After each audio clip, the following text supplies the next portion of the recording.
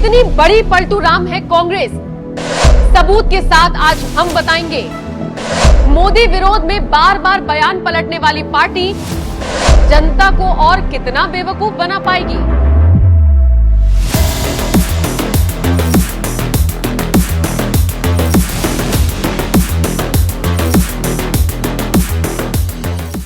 नमस्कार, मैं हूं आपके साथ नम्रता चौधरी। विरोध विरोध और विरोध, बस आंख बंद कर विरोध करना ही कांग्रेस के पास काम रह गया है। बिना ये सोचे कि देश के हित में क्या है, बिना ये जाने कि देशवासियों के हित में क्या है। फैसला अगर मोदी सरकार की तरफ से लिया गया है ना, तो कांग्रेस को करना है सिर्फ विरोध, उठाना है विरोध का झंडा और सड़क से लेकर संसद तक करना है क्या, विरोध और सिर्फ विरोध। हैरानी इस बात पर होती है कि कल तक जो कांग्रेस खुद इस तरह के फैसले देशवासियों के लिए लाना चाहती थी, वही फैसले अगर मोदी सरकार में पास हो रही हैं, तो विरोध का क्या मतलब रह गया। आज हम आपको अपनी इस रिपोर्ट में कांग्रेस के पलटू राम होने के सबूत देंगे। आपको समझाएंगे कैसे वक्त वक्त पर कांग्रेस के दिग्गज नेता न सिर्फ अपने बयान से पलटते हैं, बल्कि मोदी विरोध में सही गलत का फैसला करना भी जैसे भूल चुके हैं। तो चलिए एक एक कर आपको सबूत दिखाते हैं, लेकिन उससे पहले आपको जरा फ्लैशबैक में जाना होगा। महिला आरक्षण बिल, संसद का विशेष सत्र बुलाया गया। लोकसभा और राज्यसभा में महिला आरक्षण बिल पास हो गया। कांग्रेस इस बिल को लेकर काफी उत्साहित और जोश से भरी हुई थी। बिल संसद में पेश होते ही कांग्रेस नेताओं के स्वर बदल गए। नारी शक्ति वंदन अधिनियम के नाम से पेश किए गए इस बिल पर सोनिया गांधी ने कहा था, इसमें क्या है, ये तो हमारा है, ये अपना है।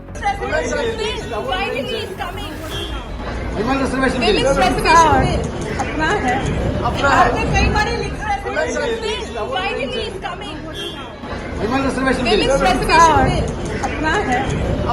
कई बार लिखा भी था। कांग्रेस नेता पी चिदम्बरम भी खुश थे। उनका एक बयान आया था जिसमें उन्होंने कहा था, याद रखें कि यूपीए सरकार के दौरान ही ये बिल 9 मार्च 2010 को राज्यसभा में पास हुआ था। खुद राहुल गांधी ने भी कांग्रेस के अध्यक्ष पद पर रहते हुए नरेंद्र मोदी को पत्र लिखा था।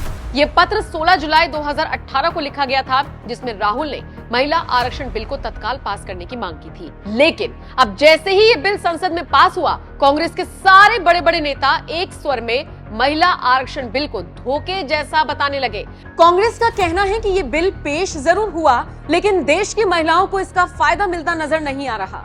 कांग्रेस की तरफ से सोशल मीडिया पर लिखा गया कि क्योंकि ये बिल जनगणना के बाद लागू होगा, इसीलिए 2029 से पहले लागू होने का सवाल ही नहीं उठता। कांग्रेस सांसद मनीष तिवारी ने भी दावा किया कि किसी भी कीमत पर यह बिल 2029 से पहले लागू नहीं हो सकता। कांग्रेस महासचिव जयराम रमेश ने भी इसका विरोध किया था। कांग्रेस नेता अधीर रंजन चौधरी ने भी सवाल उठाया कि इसे 2024 से लागू क्यों नहीं किया जा रहा। पी चिदम्बरम के बेटे कार्ति चिदम्बरम ने तो सोशल मीडिया पर ऐलान कर दिया कि दक्षिण के राज्यों को परेशान करने वाले परिसीमन संबंधी किसी भी दुस्साहस का विरोध तो किया ही जाएगा, साथ ही साथ उसे स्वीकार नहीं किया जाएगा। अब आप खुद सोचिए, कितनी जल्दी कांग्रेस ने अपना स्टैंड बदल लिया। सुबह उत्साह, शाम को विरोध, ऐसे कैसे चलेगा भैया। नए संसद भवन पर मारी पलटी। 28 मई 2023, ये तारीख इतिहास के पन्नों में दर्ज है। नए संसद भवन का उद्घाटन हुआ, जिसका विरोध 19 मोदी विरोधी दलों ने किया था। इनमें प्रमुख तौर पर कांग्रेस ही थी। हालांकि विरोध करने से उनका मतलब ये नहीं था कि वो संसद में कदम नहीं रखेंगे। विरोध तो बस ये था कि पीएम मोदी ने उद्घाटन क्यों किया। जब नया संसद बनकर तैयार हुआ, उसके तुरंत बाद कांग्रेस ने इसका जमकर विरोध करना शुरू कर दिया। राहुल गांधी ने सदन में बोलना शुरू किया तो पहले संसद की दीवारों की पेंटिंग, उसका फ्लोर और बाकी सब चीजों का मजाक उड़ाया। One of the things that this is quite a nice building, nice peacocks, nice peacock feathers on the ground, nice peacock feathers in the chair. It's a nice, tasteful building. But frankly, I would have liked to see the President of India in this process. The President of India is a woman. She represents the tribal community, and it would have been befitting to have her visible in this transfer from one house to the other. Congress नेता जयराम रमेश ने नई संसद को लेकर अपनी भड़ास निकाली और एक लंबा चौड़ा पोस्ट लिखकर इस इमारत को मोदी मल्टीप्लेक्स या मोदी मैरियट कहा था। जयराम रमेश ने कहा था कि 4 दिन में मैंने देखा है कि दोनों सदनों के अंदर और लॉबी में बातचीत और संवाद पूरी तरह से खत्म हो गया। हालांकि जयराम रमेश को संसदीय कार्य मंत्री प्रहलाद जोशी ने जवाब देते हुए कहा था जयराम रमेश, आपकी पार्टी की हरकतों से कोई मूर्ख बनने वाला नहीं है। आपको रास नहीं आ रहा कि हमने अपना लोकतंत्र का मंदिर बनाया है। हैरान करने वाली बात तो ये है कि प्रहलाद जोशी ने जयराम रमेश को याद दिलाया कि आपने तो खुद एक बार कहा था कि नए संसद भवन की जरूरत है। जी हाँ, ये वही जयराम रमेश हैं जो सालों पहले नए संसद भवन की मांग कर चुके हैं। उनका कहना था कि पुराना भवन काम करने के लायक नहीं था और इसीलिए नए संसद भवन की जरूरत है। अब बताइए जरा, जो जयराम रमेश कुछ वक्त पहले तक नए संसद भवन की मांग कर रहे थे, अब जब नया संसद भवन मिल गया तो वो और उनकी पार्टी सिर्फ पकड़ पकड़ कर रो रही है। और इतना ही नहीं, कांग्रेस नेता पुरानी संसद की असल जरूरतों से परिचित थे, लेकिन कभी भी उस तरफ ध्यान नहीं दिया। कांग्रेस शासनकाल में पुरानी संसद में महिलाओं के लिए अलग से टॉयलेट तक की व्यवस्था नहीं थी। बाकी मोदी सरकार ने स्वच्छ भारत अभियान और शौचालय अभियान की शुरुआत की तो यही कांग्रेस इसका भी विरोध करने पहुंच गई। ये है कांग्रेस का सबसे बड़ा दोहरा रवैया, जिसे अब जनता समझने लगी है। जीएसटी पर भी लिया 360 डिग्री यू टर्न।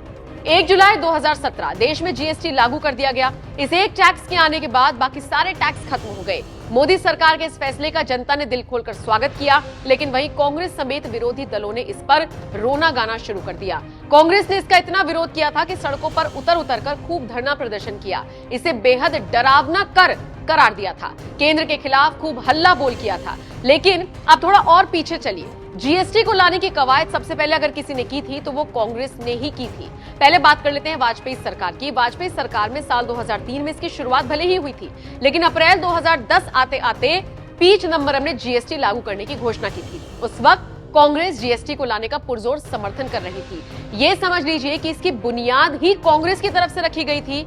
तो अब इतने सालों बाद अगर मोदी सरकार जीएसटी ले आई तो कांग्रेस ने कैसे हल्ला मचाया, आप देख चुके हैं। ये है कांग्रेस का दोहरा रवैया जो बार बार देखने को मिलता है और फिर ये कांग्रेस उम्मीद करती है कि जनता इन्हें सेवा करने का मौका दे। हिंदुत्व का राग अलापते हैं, सनातन विरोध पर चुप्पी साधते हैं। केंद्र में नरेंद्र मोदी के सत्ता में आने के बाद से ही हिंदुत्व, सनातन, मंदिर का जिक्र ऐसा शुरू हुआ जो दिन पर दिन बढ़ता जा रहा है। चुनावों में भी अब ये सबसे हॉट मुद्दा बना रहता है। अपनी संस्कृति को युवा पीढ़ी तक पहुंचा रही बीजेपी ने देशवासियों के दिलों में ऐसी जगह बना ली जिसे मिटाने की विपक्ष पूरी कोशिश करता है, लेकिन सफल नहीं हो पाता। बार बार चुनावों में बीजेपी को मिल रही जीत से परेशान कांग्रेस ने भी अब यही राग अलापना शुरू कर दिया है।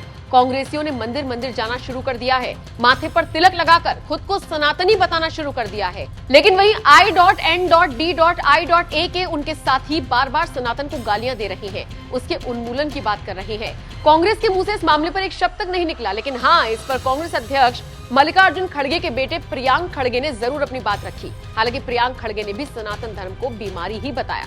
इतना ही नहीं, ये वो कांग्रेस है जो एक वक्त पर हिंदू आतंकवाद जैसे शब्दों का इस्तेमाल करते थे और आज हिंदू हिंदू करते घूमते हैं। आप खुद सोचिए, जिस पार्टी के नेताओं की सनातन को लेकर इस तरह की विचारधारा हो, वो क्या कभी सनातनियों के लिए कुछ कर पाएगी? सिवाय पलटने के कांग्रेस के पास शायद अब कुछ नहीं बचा। अयोध्या मंदिर पर मारी पलटी। अयोध्या में प्रभु श्री राम का ऐतिहासिक मंदिर बनकर तैयार होने वाला है। रामलला के भव्य मंदिर में प्राण प्रतिष्ठा से पहले राहुल गांधी अयोध्या जाने का मन बना रही हैं। खबरें हैं राहुल गांधी रामलला के दर्शन पूजन करने के इच्छुक हैं। इस बारे में राम मंदिर ट्रस्ट के सदस्यों से भी बात की गई। सोचिए, जिस राम मंदिर पर सालों से कांग्रेस पलटवार कर बीजेपी को घेरती हुई नजर आई, उसी मंदिर में जाकर राहुल गांधी अब क्या संदेश देना चाहते हैं, और वो भी चुनावों से ठीक पहले। अरे राहुल जी, आपको क्या लगता है देश की जनता में दिमाग नहीं है?